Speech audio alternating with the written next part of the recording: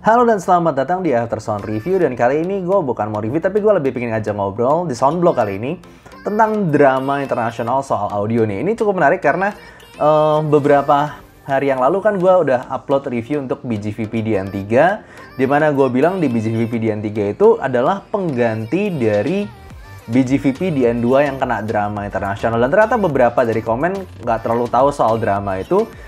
Jadi di sini gue mau jelasin apa yang terjadi dengan BGVP DN2 dan sekaligus gue mau bahas beberapa drama lainnya yang cukup menarik dan ya buat gue cukup enak aja gitu dibuat ajak ngobrol. Gimana nanti kalian coba komen bagaimana tanggapannya terhadap drama-drama ini, dan drama ini cukup serius karena beberapa drama yang gue bahas di sini itu sampai bikin brandnya itu mengeluarkan statement sampai barang produk mereka sendiri sampai di discontinued. Jadi ini emang masalah serius. Oke, langsung aja kita bahas tentang BGVP DN2. Dimana kalau kalian sebenarnya nyadar ya, gue pernah unboxing BGVP DN2 dan barangnya masih di gue sekarang. Tapi gue nggak pernah rilis reviewnya.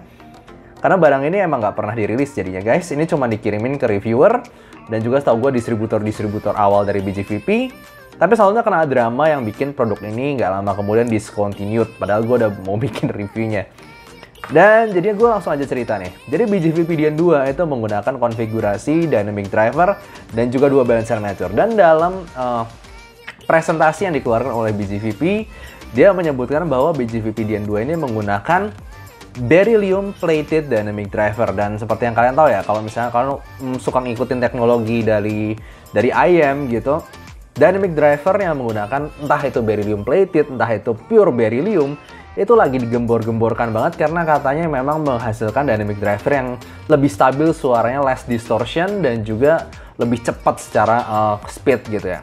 Gue sih terlepas dari itu, gue sendiri masih favorit pribadi gue masih Tanchim Oxygen yang nggak pakai beryllium plated atau apapun itu. Jadi buat gue Indian emang tuningannya yang sih yang penting. Balik lagi soal beryllium plated tadi. Dibilang kan dia, seperti yang kita tahu, beryllium adalah salah satu tipe metal, jadi yes, warnanya silver gitu. Dan beryllium plated ini udah banyak contohnya kayak Vio FD1, lalu kemudian beberapa IM lain itu pakai beryllium plated. Salah satunya BGVP DN2 ini. Nah, saat dia ini, BGVP DN2 ini nyampe ke beberapa reviewer, dan reviewernya itu sudah mengeluarkan review-review banyak dan sudah banyak yang suka juga sama BGVP DN2. Lalu kemudian nyampe di salah satu reviewer yang suka ngulik, suka bongkar IM, yaitu Delta Fire. Dan Delta Fire ini ada ya termasuk friendlist gue di Facebook juga sih. Dan gue suka lihat dia suka bongkar IM. Kalau misalnya kalian suka tentang HP, kalian tau lah Jerry Rig Everything. Nah ini bayangin Jerry Rig Everything versi IM itu Delta Fire gitu. Cuma namanya belum terkenal itu aja. Tapi dia suka ngulik, dia suka bongkar, dan dia langsung frontal gitu. Dia ngomong langsung ke brandnya, cuy ini lu klaimnya begini kok hasilnya begini. Dan ini terjadi sama BGVP DN2 ini, dimana dia bongkar lalu dia menemukan bahwa diaphragmnya itu diaphragm dari dynamic drivernya itu warnanya bening. Dan jelas itu mana platednya, mana berylliumnya, ini plastik gitu. Dia bilang, mana nih contohnya nih, bohongan berarti dong klaim lu. Dan itu nyampe ke BGVP, banyak orang yang tanyain juga ke BGVP gara-gara penemuan ini. Dan kemudian BGVP sendiri meneliti beberapa hari sampai mengeluarkan statement bahwa yes, yang dibilang Delta Fire adalah benar. Mereka tidak menggunakan beryllium plated dynamic driver, tapi dynamic driver biasa. Terlepas dari suaranya enak apa enggak, tapi klaimnya itu dengan beryllium plated itu langsung jadi masalah. Dan karena itu BGVP DN2 ini dihentikan. Yes, mereka bilang mereka discontinue produk ini. Dan katanya sih itu produk kesalahan dari salah satu manajer dari bagian produksi atau gimana lah. Ini sampai bosnya marah besar. Tapi itu nggak tahu sih cerita bohongan apa benerannya. Anyway, intinya BGVP DN2 itu jadi drama dan di-discontinued. Yes, itu mulai dari penemuan si Delta Fire ini. Jadi luar biasa ya. Dan nanti Delta Fire ini akan ada lagi di episode beberapa selanjutnya. Next, kita bahas lagi. Bahas selanjutnya adalah KB Ear. Dimana lagi-lagi ini masalahnya soal beryllium driver guys. Kalau kalian tahu KB Ear Believe, itu dibilang dia pakai pure beryllium driver. Bukan beryllium plated lagi. Padahal waktu itu yang setahu gue the real pure beryllium driver itu baru ada 2, cuman ada di Final Audio A8000 dan juga Dunu Luna. Nah, harganya Dunu Luna itu sekitar 1.700 USD. Yes, itu udah level 20 jutaan. Dan harga Final Audio A8000 itu juga 1.999 USD ya, 2.000 USD ya.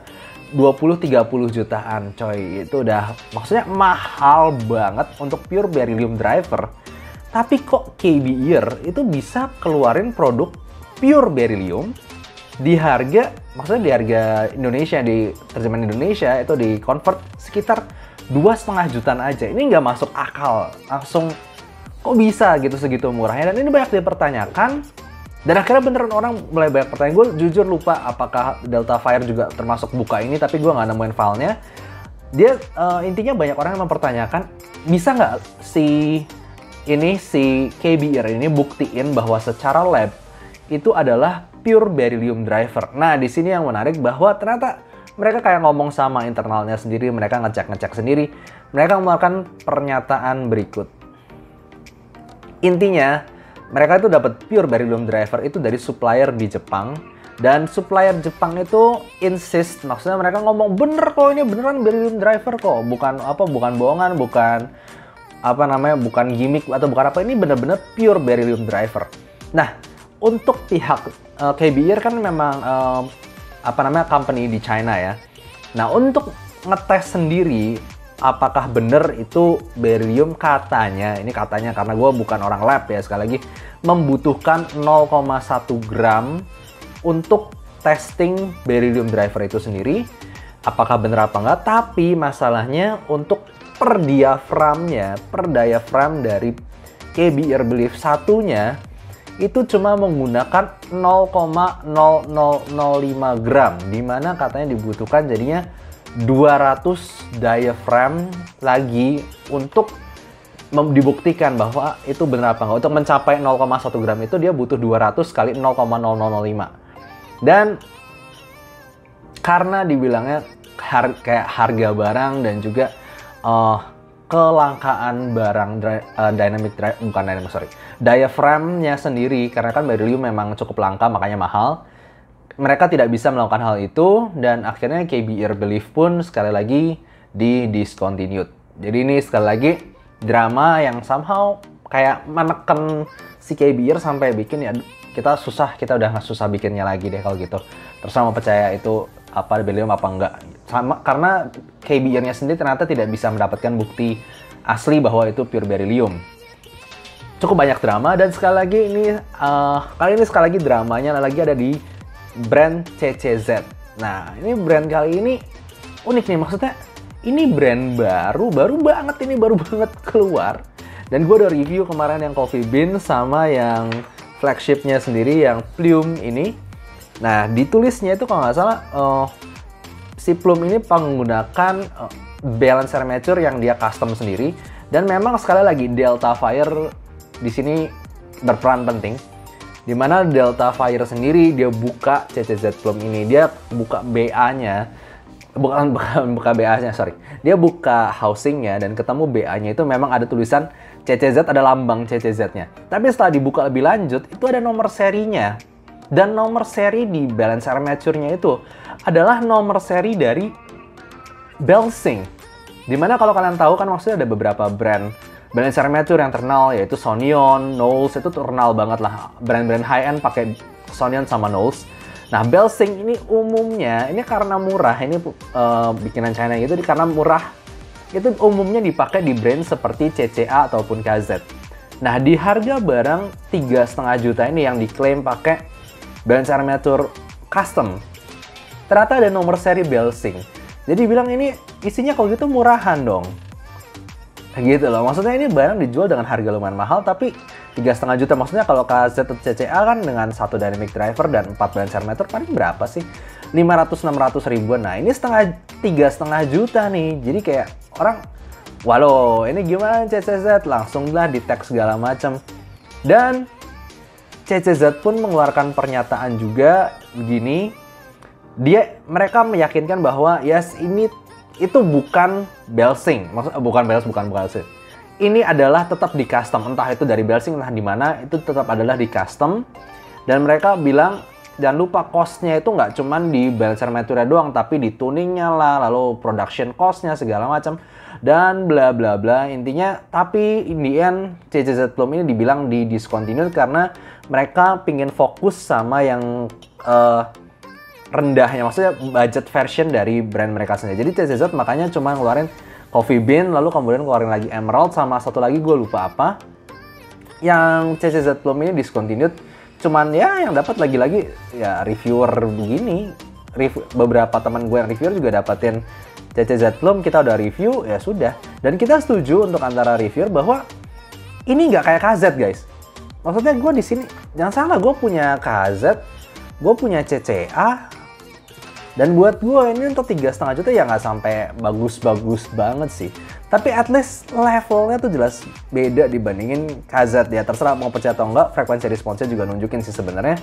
Buat gue sih CCZ Plum ini much better, dan ya buat harga 2 juta, 3 juta gitu masih ya lumayan oke lah.